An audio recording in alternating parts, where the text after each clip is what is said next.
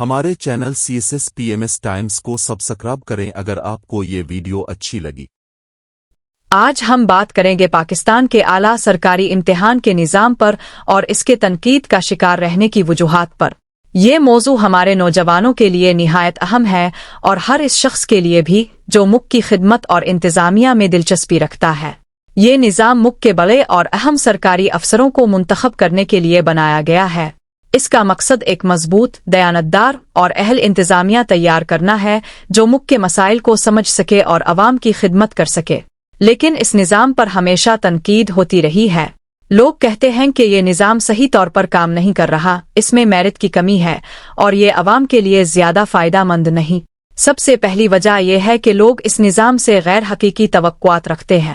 وہ چاہتے ہیں کہ ہر مسئلہ فوراً حل ہو، ہر افسر ماہر ہو اور ہر فیصلہ کامیاب ہو۔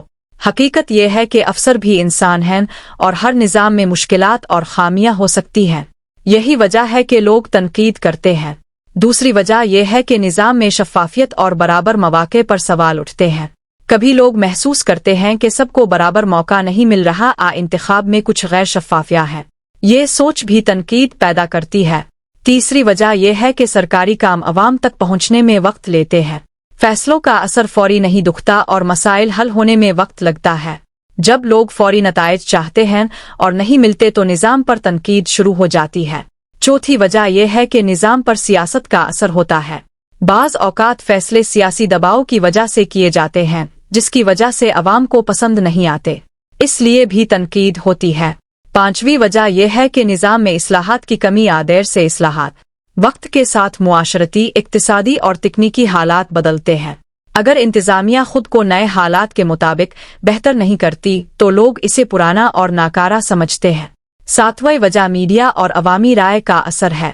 جب کوئی فیصلہ ناکام ہوتا ہے، کوئی افسر عوام کی توقعات پر پورا نہیں اترتا تو میڈیا اسے نمایاں کرتا ہے۔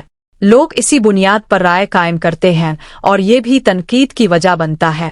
یاد رکھیں، یہ نظام صرف افسروں کے لیے نہیں بلکہ پورے ملک کی ترقی اور عوام کی خدمت کے لیے ہے۔ اب جب ہم نے سمجھ لیا کہ تنقید ہونا فطری ہے تو اب بات کرتے ہیں کہ ہم اس نظام کو کس طرح بہتر اور عوام دوست بنا سکتے ہیں۔ سب سے پہلی اور اہم چیز ہے اصلاحات۔ جب بھی کسی نظام میں خامیاں ہوں، انہیں دور کرنا ضروری ہے۔ یہ اصلاحات صرف قوانین اور ضوابط میں نہیں بلکہ افسران کی تربیت، کام کی کارکردگی اور انتظامی عمل میں بھی نظر آنا چاہیے۔ دوسری اہم بات ہے شفافیت۔ عوام کو یہ یقین ہونا چاہیے کہ ہر افسر اپنے عہدے پر قابلیت اور سچائی کے مطابق آیا ہے۔ جب لوگ دیکھیں کہ سب کو برابر موقع ملتا ہے اور کسی قسم کا دباؤ سفارش اثر انداز نہیں ہوتی تو اعتماد پیدا ہوتا ہے۔ تیسری بات ہے کارکردگی۔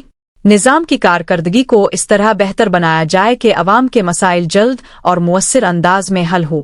سرکاری دفاتر کو منصوبہ بندی اور درست طریقے سے کام کرنا چاہیے تاکہ نتائج جلد سامنے آئے۔ چوتھی بات ہے تعلیم اور تربیت۔ افسران کو مسلسل تربیت دی جانی چاہیے تاکہ وہ نئے حالات، معاشرتی مسائل اور جدید طریقوں سے واقف رہے۔ جب افسر ماہر اور باخبر ہوں گے تو وہ بہتر فیصلے کر سکیں گے اور عوام کو بہتر خدمات فراہم کر سکیں گے۔ پانچویں بات ہے عوام کی رائے اور شراکت۔ نظام میں عوام کی رائے کو شامل کرنا بہت ضروری ہے۔ جب لوگ محسوس کریں کہ ان کی رائے کی اہمیت ہے اور پالیسی بنانے میں ان کا احترام کیا جاتا ہے تو وہ نظام پر اعتماد کریں گے اور غیر ضروری تنقید کم ہو جائے گی۔ چھٹی بات ہے میڈیا اور معلومات کا کردار۔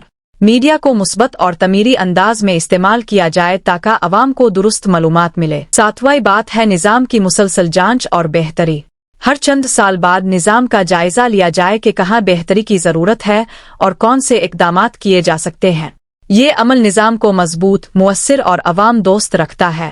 دوستو، یاد رکھیں، یہ نظام صرف افسران کے لیے نہیں بلکہ پورے ملک کی ترقی اور عوام کی خدمت کے لیے ہے۔